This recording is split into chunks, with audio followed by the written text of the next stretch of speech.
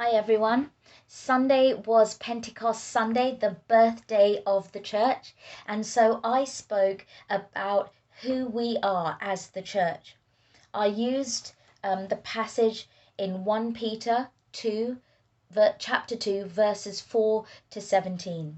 And I said the context of that letter is Peter writing to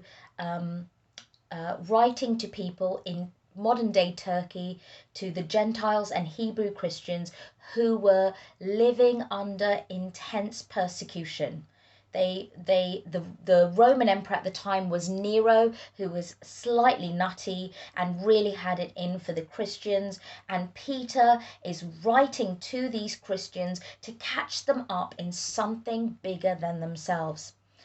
I reflected on the fact that the church is not just us in our building in Hope Church, and it's not just the churches together in Luton. It is not just the churches in the UK. It is the church across the world and through time, from the beginning of creation till the day when he comes back again and we are with him face to face. The church is generation to generation. We will pass the baton on to the next generation. We are just a part of this incredible people who are chosen and belong to God.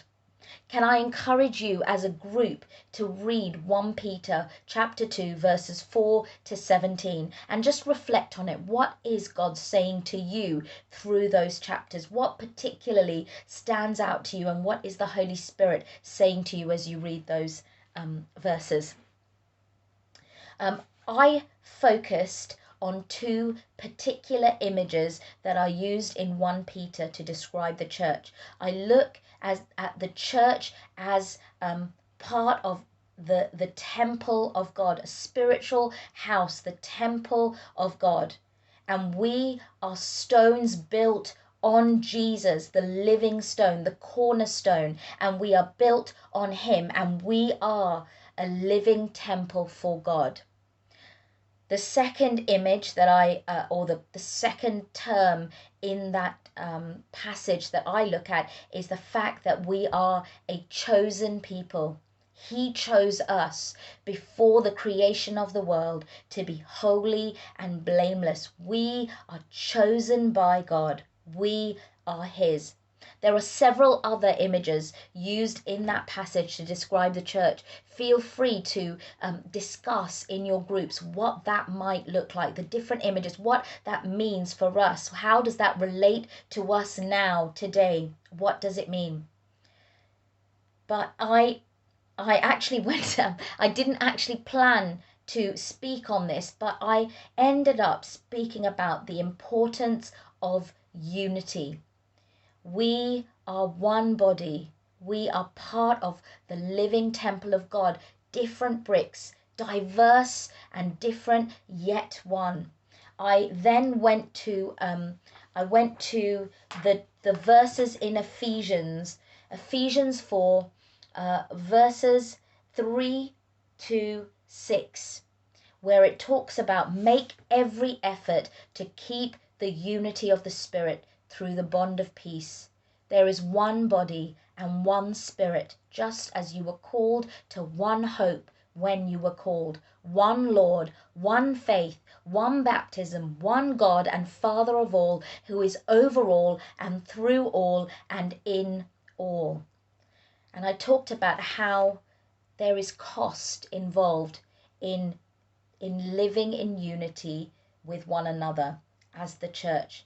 And yet Jesus commands us to love one another. And we have to choose to lay down our rights, to lay down differences. And differences aren't bad, but there might be people that we just don't really get on with. We do things in really different ways. Well, there's a place of finding compromise, being humble, counting the cost, and choosing at times to speak up, but at other times to love those who are different to us. As we were praying in the morning, I had an image. There were 5 of us praying, and each of us so very different from one another.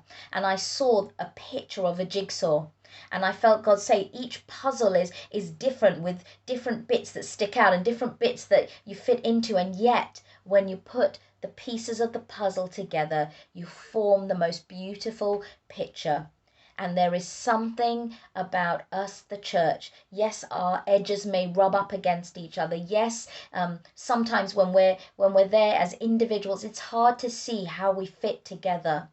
Yet we are part of a tapestry that has been from the beginning of creation and will be till the end. And we are just a part of that beautiful tapestry, whether we see it or not. The unity of the church as one per people chosen, a treasured possession, an army, a family, a living temple. One. That is powerful to the world where it's easier to turn their back on people that they do not find easy to get along with, where it's easier to just gossip and be horrible about someone rather than to choose to forgive, to love, and find a place of compromise. We are called to be different. And I want you, it would be great in your groups to perhaps discuss times not with particular individuals, but times where you have found it difficult because of difference, and yet God has worked through that to just allow us to be one. Share stories of times of difficulty, not naming any individuals, or perhaps where God has broken through and His Holy Spirit has enabled us to be one despite difference, despite those jagged edges that rub against each other. I hope you have a really good session. I hope that the Holy Spirit just comes.